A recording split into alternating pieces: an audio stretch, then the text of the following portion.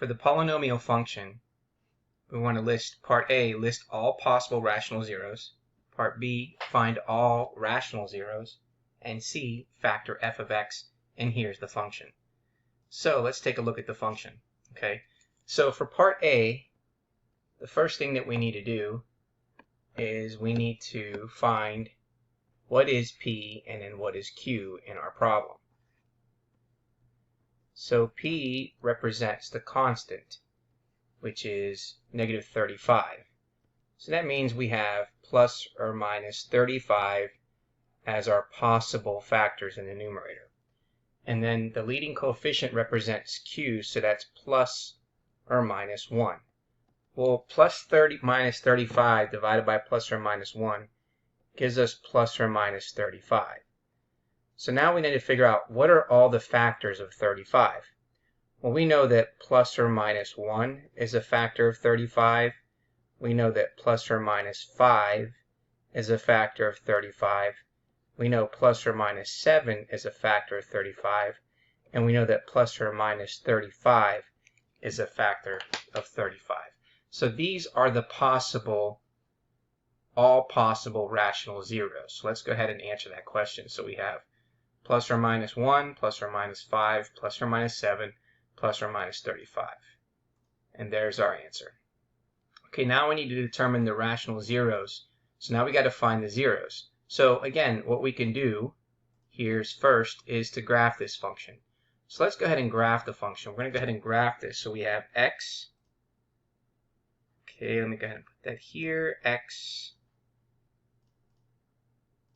cubed. And that's plus 3x squared minus 33x minus 35. Okay, so where does it cross the x-axis? It crosses at negative 1, and it crosses it at 5, negative 1, and negative 7. So let's go ahead and look at this graph. So this is what the graph is going to look like. And then we're going to go ahead and then copy these zeros. So what we're going to do, okay, is to determine that. So we know that here are where it crosses the x-axis. So all three of these are part of the possible rational zeros. And you can see that each one of them is negative 7, negative 1, and 5. So for part B, what we're going to want to do is the following. Okay, we're first going to test negative 1.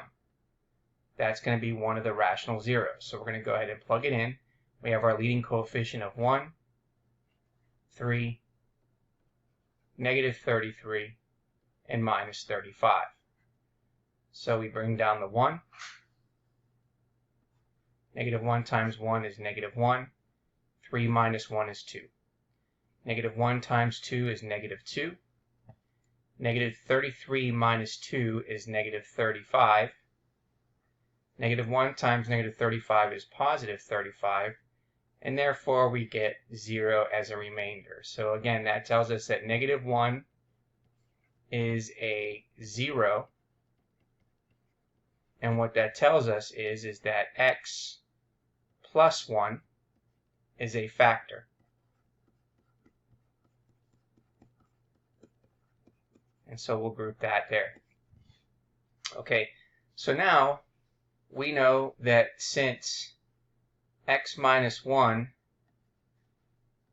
or x plus 1 is a factor, we know that since this is a cube, this is 1x squared plus 2x minus 35, and therefore that's x plus x squared plus 2x minus 35. Okay, so what else do we know? Well, we now need to try the next one, which is 5. We know 5 is a 0. So let's go ahead and check. So we got 5. And then we're going to factor it in here. So the leading coefficient is 1. We have 2 and then negative 35. So we bring down the 1. 5 times 1 is 5. 2 plus 5 is 7. 5 times 7 is 35. And then this gives us 0. So now we know that 5 is a 0. And so therefore, x minus 5 is a factor. So then we now have x plus 1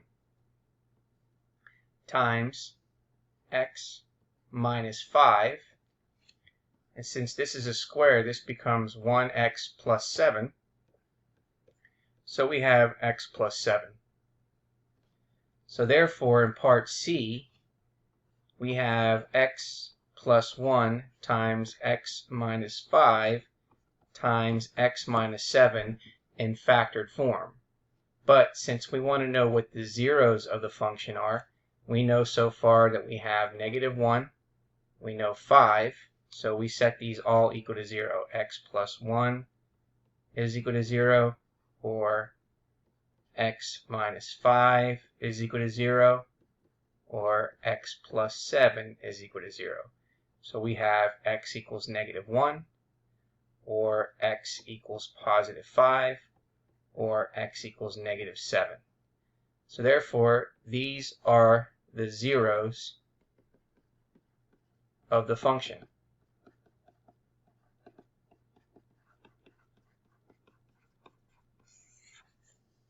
So we got -7, -1, and 5. Let's go ahead and put that in here. So we have -7, -1, and 5, so the answer is D.